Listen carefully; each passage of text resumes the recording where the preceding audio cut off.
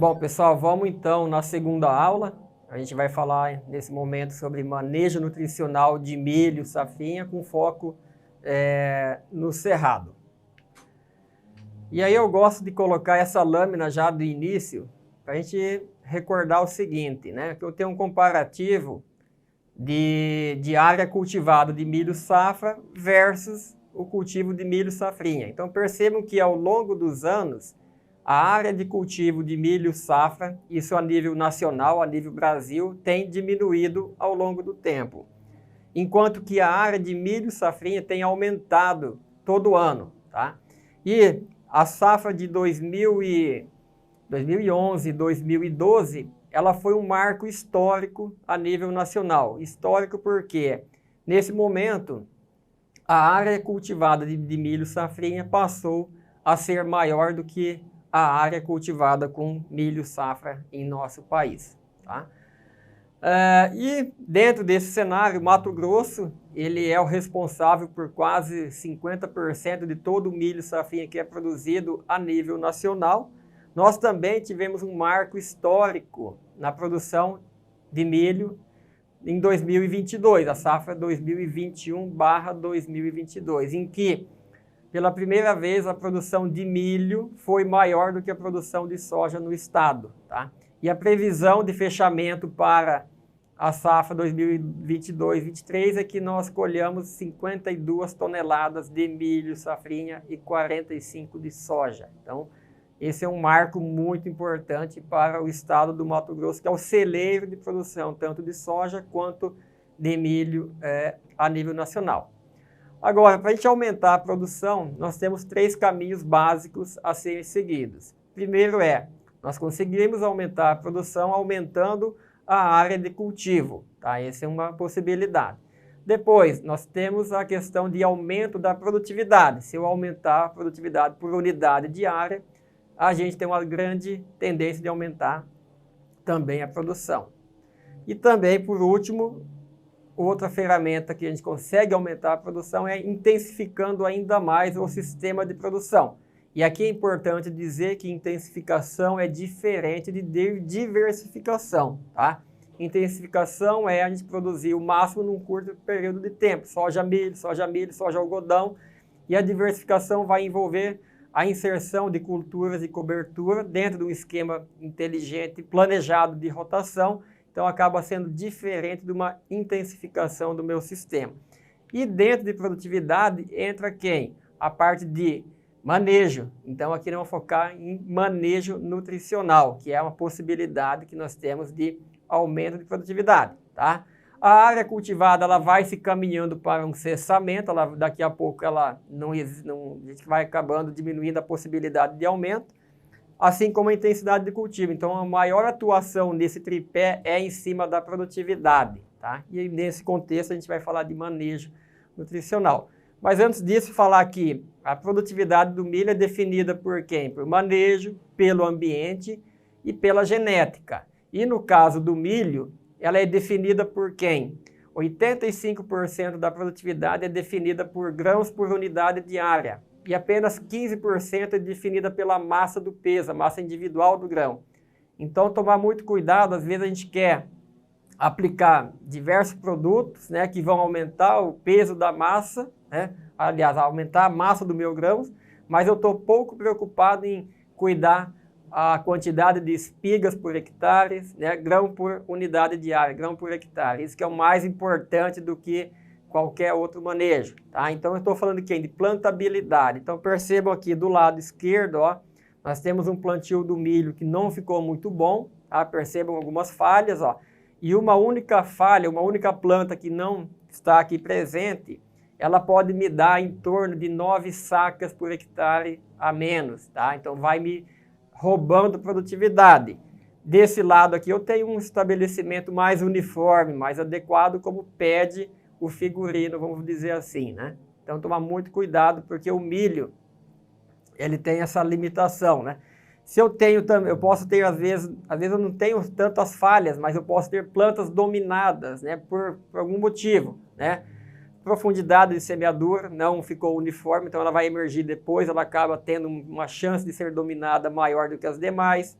tá? Vigor de semente, então tudo isso vai me levando a desuniformidade na formação da espiga. Então, vai me também reduzindo a produtividade. O milho exige uma boa plantabilidade, uma emergência uniforme, tá? Isso é importante dizer, e vigor similar entre todas as sementes, para que eu consiga obter no final o segredo da produtividade, que é a uniformidade na formação das espigas. Então, o milho, diferente da soja, diferentemente do feijão, que são culturas muito plásticas, tem uma plasticidade. O que é isso? Uma capacidade de ocupar de uma maneira muito eficiente aquele espaço que não tem planta, tá? O milho não consegue fazer isso, ele é pouco plástico, tá? Então acaba que, por isso que a plantabilidade para o milho, ela acaba sendo um fator de extrema importância. Nós temos que tomar muito cuidado para que isso não aconteça, né? Pois bem, o milho, ele não é muito eficaz em ocupar esse espaço vizinho, mas ele é muito eficaz em converter o peso de uma semente numa espiga. A gente vai ver isso aqui detalhado. Então eu falo que a planta de milho, ela é extraordinária. Quando a gente coloca uma semente de milho no solo, que vai ter um peso ali de 0,3 gramas, né? Em torno de 55 a 60 dias, essa semente vai me dar uma planta que vai ter aqui de 2 a 2,5 metros de altura, em torno aqui de 1 quilo de massa verde. Isso daqui em apenas 55 a 60 dias. E aí eu vou mais avançando aqui, ó, de 70 a 90 dias, essa planta vai me dar uma espiga que vai ter de 600 a 900 grãos, tá? Que vai ter ali de 180 a 270 gramas, ou seja, uma média de 750 vezes o peso inicial da semente. Isso num ciclo de quanto? De 120, 130, 140 dias, tá? Com índice de colheita de 0,45 a 0,50. Então, vejam que a planta de milho é extraordinária nessa conversão, né, de luz, de transformar em carbono essa planta e também na produção de grão, tá? E, muito importante, com uma quantidade de água relativamente baixa, de 400 a 600 milímetros, é suficiente para a gente alcançar alta produtividade de milho, desde que distribuído de uma maneira bem uniforme, tá? A água é o principal fator limitante na safrinha. A gente vai falar sobre isso com o avançar dessa aula, tá? Exigindo aqui dos 400, 600 milímetros que eu comentei. Então, qual que é a importância da água? Atender a necessidade fisiológica do processo fotossintético, a absorção e transporte de nutrientes, que é o que a gente vai falar aqui sobre o manejo nutricional. E também para controlar a temperatura, principalmente isso, né? Pela evapotranspiração, tá? Então, a água acessa aqui pelo sistema radicular, passa pela planta toda e vai se perdendo pela atmosfera. Com isso, vai se diminuindo a temperatura dessa planta, vai refrigerando, tá? E um dado importante é que cerca de 1% da água absorvida pela planta de milho fica retida na planta, o resto vai para a atmosfera. Então, e é juntamente com essa água que vai entrar na planta boa parte dos elementos, dos nutrientes que foram aplicados ou que estão ali disponíveis no solo, tá? Então a água aqui é o principal fator limitante. A gente fala que o milho safrinha é uma cultura de risco, é importante dizer isso. Quanto mais eu vou avançando a minha janela de plantio, maior é a chance disso acontecer, né? E aqui eu consigo ilustrar com vocês, ó, a formação da espiga de milho em função do avanço na época de semeadura, aqui no estado do Mato Grosso. Então vejam que potencial produtivo vai sendo afetado à medida que a gente vai semeando mais tarde. Por isso que nós, no estado do Mato Grosso, a gente tem uma janela de plantio segura até o dia 15 de fevereiro. Tá? Um nível alto de potencial de rendimento. Do dia 15 ao final do mês, dia 28 de fevereiro, já é um risco mediano. E a partir disso, quem semeia milho no mês de março está assumindo um alto risco por restrição hídrica. Então, tomar muito cuidado com relação a isso, né? E isso também vai ter implicação no manejo nutricional, né? Porque, teoricamente, eu devo investir mais no milho de alto potencial de primeira época do que um milho de fechamento. né? Isso é comum acontecer também entre os produtores, né? Existe também um marco a nível nacional muito bem estabelecido, o Paralelo 22, em que nós dividimos 2 ambientes de cultivo de safrinha, tá? Quem está acima desse Paralelo 22, e isso daí passa ali praticamente no meio do estado de São Paulo, ali no sul do estado do Mato Grosso do Sul, o risco é por falta de água, tá? Então a limitação produtiva pode acontecer por falta de água, tá?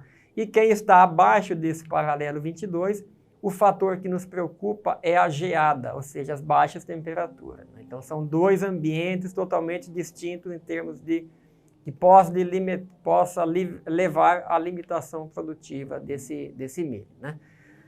Importante dizer também que a questão do milho safrinha, e aqui tem mais sentido para quem está acima do Paralelo 22, com relação à disponibilidade de água. Ela vai diminuindo, né, porque está se caminhando para um cessamento, para o fechamento desse período desse ciclo chuvoso, né? E ao contrário, você tem uma planta aumentando a demanda por água e nutriente, tá? Se vai diminuindo água, também diminui a disponibilidade dos elementos, a facilidade de absorção vai diminuindo. Então, é uma via de contramão, né? Então, tomar muito cuidado em relação a isso no cultivo de safrinha. Então, o desafio nesse ambiente é a gente construir rapidamente uma planta com um bom desenvolvimento inicial, com alto vigor, com um bom sistema radicular, tá? Então, eu vou conseguir contornar ou minimizar uma eventual falta de água que vai acontecer numa fase em que vai ter uma alta demanda, tá? Seja ela por água e também por nutriente, tá? Então, essas são algumas peculiaridades que nós temos no cultivo de milho safrinha. Outro ponto importante, ó, que a gente não pode esquecer, dentro do aspecto de nutrição de planta, é que existe uma relação estabelecida, né, de contato e localização dos fertilizantes ali no processo de absorção desses elementos. Então, vou pegar aqui, eu filtrei aqui, ó, nitrogênio. Então, percebam que 99% dessa absorção se dá por fluxo de massa, tá? Que depende de quem? De água.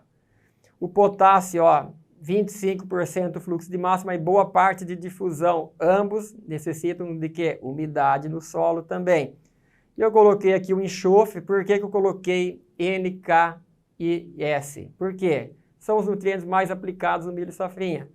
Quando aplicado via ureia, então somente nitrogênio, cloreto de potássio, ou quem aplica o sulfato de amônio. Então, estou falando desses 3 elementos que são rotineiramente aplicados no milho safrinha. Todos eles, ó, com alta dependência de fluxo de massa ou então por difusão, que estão relacionados à disponibilidade, à umidade de água, né, a umidade nesse solo. Eu tenho que ter água disponível do solo para que eu tenha uma eficiência na absorção desses elementos, tá? E na safrinha isso é o desafio, então não posso retardar muito a aplicação desses elementos que eu vou ter problema se chegar a faltar água, tá?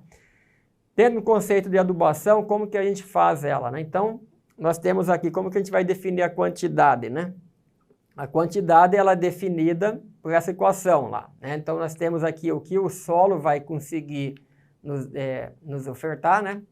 Tá aqui, desculpa aqui, a demanda da planta por primeiro, né? Quanto que a planta vai me demandar, a cultura, menos o crédito que eu tenho no solo, ou seja, que eu fiz a análise de solo, então eu consegui determinar qual que é a disponibilidade que eu tenho desses elementos no solo. Então isso vai me dimensionar a quantidade, né, de fertilizante que eu vou ter que aplicar na minha cultura. Agora é importante dizer que não se utiliza 100% da adubação, tá? Então a gente tem aqui um fator muito importante a dizer que a gente deve multiplicar essa equação por um fator, né, de eficiência. E essa eficiência ela depende de alguns parâmetros importantes, como a dose que eu vou aplicar, a época, a fonte, o local e também o ambiente. O sistema de produção julga muito com relação à eficiência dessa minha fertilização. Isso é importante ser dito. Então, a princípio, a equação é muito simples, né? É a demanda que eu tenho da planta menos o solo. Mas o que dá grande dúvida que nós temos é a eficiência, tá? Desse uso desses elementos, tá? Outro ponto importante a dizer, então, além de conhecer a demanda da planta, eu tenho que saber aonde vai ser alocado esses nutrientes. Então, aqui eu tenho uma planta de milho, nós fizemos a partição dela, da biomassa, em que, 52% da planta de milho é constituída por grão, né, uma planta de milho seca. 6% é sabugo, 4,9%, quase 5% aqui palha, um pouco menos de 0,5% é pendão, 15,5% é palha e 20% é colmo. Tá? Então eu tenho que dizer que metade de uma planta de milho basicamente é formada por grão. E é no grão que vai ser depositado ou realocado boa parte dos elementos, né? Então vejamos aqui, a marcha de absorção para nitrogênio, fósforo e potássio e a sua distribuição na folha, no colmo, na palha da espiga ali, né, e no sabugo e grão. Então vejam aqui com relação a nitrogênio, Importante dizer que para nitrogênio, 73% de todo esse nitrogênio ele está absorvido, né, já está dentro da planta até a fase de VT, fase de pendoamento, tá? O mesmo vai acontecer com fósforo, em torno de 70% até nessa fase. E o potássio, existem trabalhos que mostram que 100% de todo o potássio que a planta vai demandar, ele já é absorvido até essa fase. Então, não podemos aplicar tardiamente o potássio na cultura do milho. Tá? Quanto mais cedo, melhor. É uma maneira mais eficiente de aproveitar esse elemento. Além de que a gente está caminhando, como eu comentei, para um período de falta de água. Se começar a faltar água no meu solo, baixa disponibilidade, umidade, eu vou ter limitação na absorção tanto do nitrogênio quanto do potássio que eu havia comentado, né? Chamar atenção aqui para o fósforo, pessoal. A absorção total do elemento fósforo não é tão alta, tá? Mas boa parte do que é absorvido vai para o grão, tá aqui, em azul, né? Diferente do potássio, né? Absorve uma quantidade alta de potássio, mas a quantidade que vai para o grão, ela acaba sendo relativamente pequena, né? E falando no grão, aqui nós temos uma atualização, né, dos níveis de macro e micronutrientes que são exportados pelo grão de milho safrinha, tá? Então perceba aqui uma referência desde 1996, nós tínhamos aqui, vamos pegar nitrogênio, fósforo e potássio, 17 kg por tonelada de nitrogênio, 9 de fósforo e 6 de potássio. Os novos dados, híbridos mais modernos, com alto potencial produtivo, tem uma concentração, né, por tonelada menor, 13 kg de nitrogênio, 5 de fósforo e 3,6. Essa referência que nós tínhamos desde 1996, recordar o seguinte, que eram híbridos de baixo potencial produtivo, de 2, 3, 4 toneladas. Hoje nós estamos falando de materiais que conseguem ofertar 8, 10, 15 toneladas por hectare de grão, né? Então, a concentração no grão ela acaba sendo menor também em função desse maior potencial produtivo desses híbridos modernos que nós temos disponíveis no mercado, tá? E aqui nós temos a ciclagem, né, de nutrientes, vou falar aqui de nitrogênio, fósforo, potássio, ou seja, os macronutrientes, né, para um milho que vai me produzir aqui 113 sacas por hectare de grãos, né, e aqui uma quantidade de quase 7 toneladas de massa seca. Eu quero chamar a atenção aqui para vocês, com relação ao potássio, que eu já até havia comentado um pouco anteriormente, em torno de 80% de tudo que é absorvido pela planta de milho vai ficar no meu sistema. Então, acaba sendo uma cultura que recicla uma quantidade expressiva de potássio, né? E o fósforo aqui, que eu também comentei, uma quantidade pequena vai ficar aqui na ciclagem e boa parte vai para o grão. Isso aqui em termos relativos. Quando a gente olha para valores absolutos, né, eu vou ter essa situação aqui, né? Vou ter uma maior ciclagem de potássio, depois nitrogênio, depois cálcio, magnésio, fósforo e por último aqui o elemento enxofre. Então dizer que com essa lâmina, para vocês que o milho é uma grande cultura de cobertura também, né? E com uma vantagem muito benéfica que é a venda como commodity, a gente comercializa o grão. Então, mas ele deixa diversos benefícios no meu sistema, seja na qualidade física do solo, química também, devido à ciclagem desse elemento potássio. Bom, pessoal, a gente vai ficando por aqui nesse primeiro bloco e voltamos logo mais.